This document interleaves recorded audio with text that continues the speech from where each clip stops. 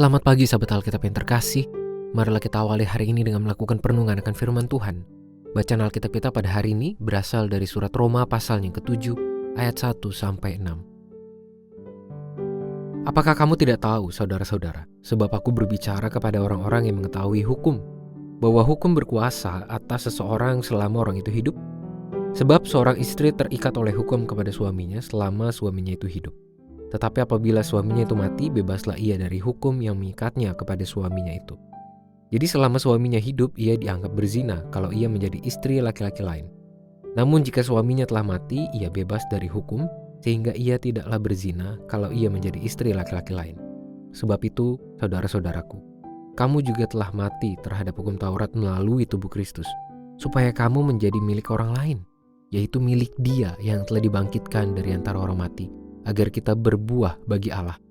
Sebab waktu kita masih hidup dalam tabiat daging, hawa nafsu dosa yang dirangsang oleh hukum Taurat bekerja dalam anggota-anggota tubuh kita, sehingga kita berbuah bagi maut.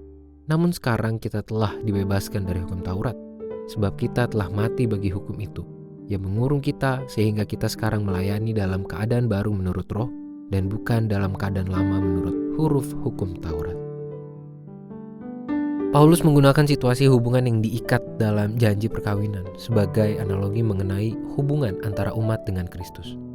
Nilai paling utama yang muncul dari perbandingan tersebut adalah mengenai komitmen hubungan di antara sepasang suami istri yang tidak dapat secara sembarang meninggalkan pasangannya. Komitmen hubungan di antara keduanya telah menjadi materai yang mengikat hubungan mereka dan telah meningkatkan intensitas nilai hubungan itu sendiri.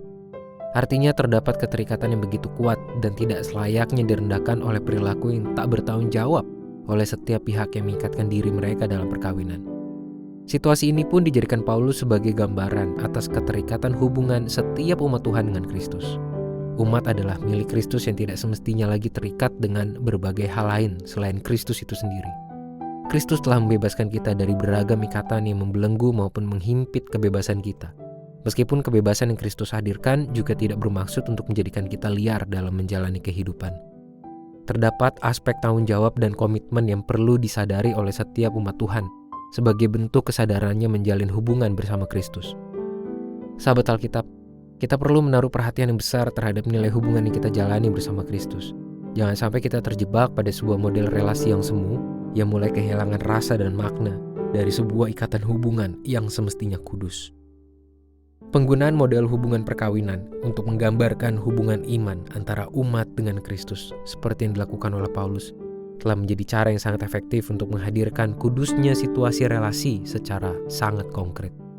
Jangan sampai kita menganggap hubungan iman antara kita dengan Tuhan adalah sesuatu yang abstrak maupun sekedar konsep belaka, hingga kita justru kehilangan rasa dan makna dari setiap perjalanan hubungan dengan Kristus. Jadi, marilah kita bertanya kepada diri sendiri, apakah saya masih merasakan relasi yang berarti dengan Kristus? Atau mulai kehilangan rasa dan makna? Marilah kita berdoa. Tuhan, kiranya kami selalu memiliki rasa dan memahami makna dari setiap perjalanan hubungan antara kami dengan Engkau. Bagaimana hubungan ini begitu kudus, bagaimana Tuhan mengikat kami, dan bagaimana selayaknya kami juga memberikan komitmen dan kesungguhan hati serta iman kami sebagai umat-Mu. Tolong kami Tuhan untuk menghidupi iman yang terus bertumbuh di dalam Engkau. Hanya di dalam nama Tuhan kami Yesus Kristus kami berdoa dan menyerahkan kehidupan kami.